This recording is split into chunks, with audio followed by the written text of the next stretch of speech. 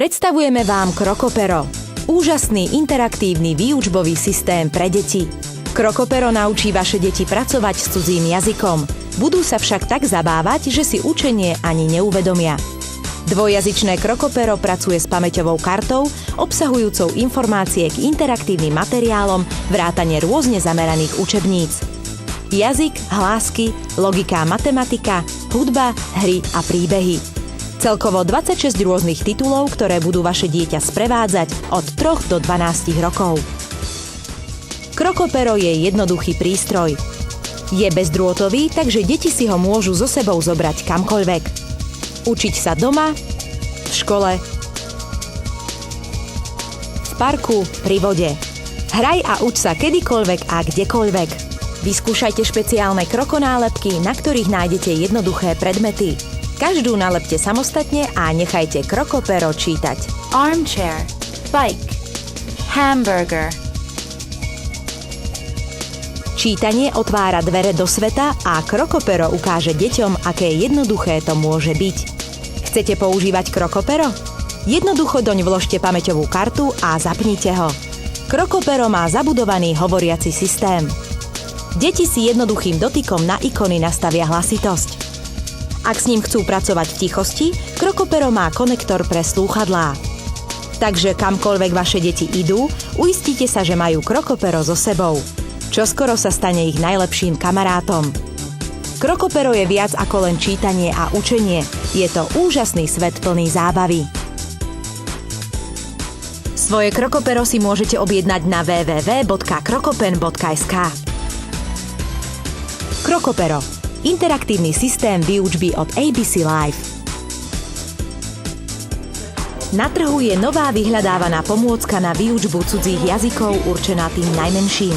Krokopero, teda Krokopen, je zábavný systém, s ktorým sa dieťa vo veku od 3 rokov naučí až 1000 nových slov.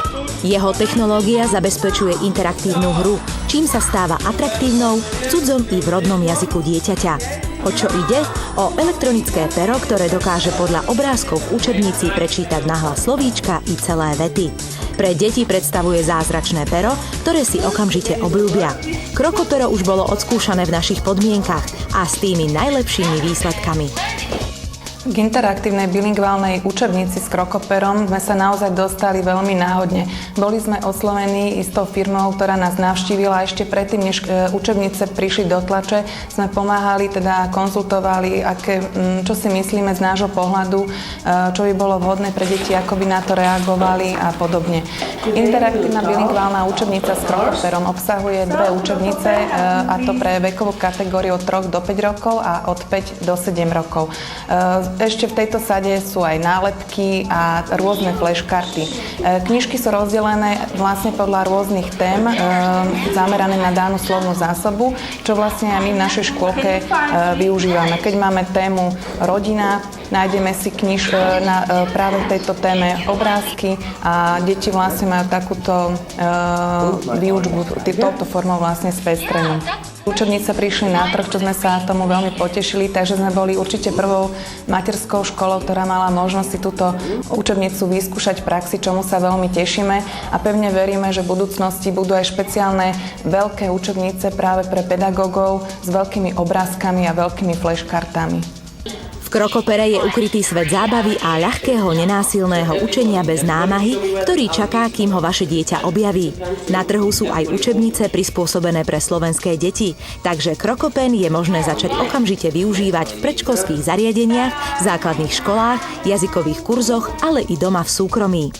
Mimochodom, ako dieťa rastie s ním aj jeho Krokopero. Učebné materiály sú roztriedené do viacerých kategórií, prispôsobených pre vek od 3 do 12 rokov.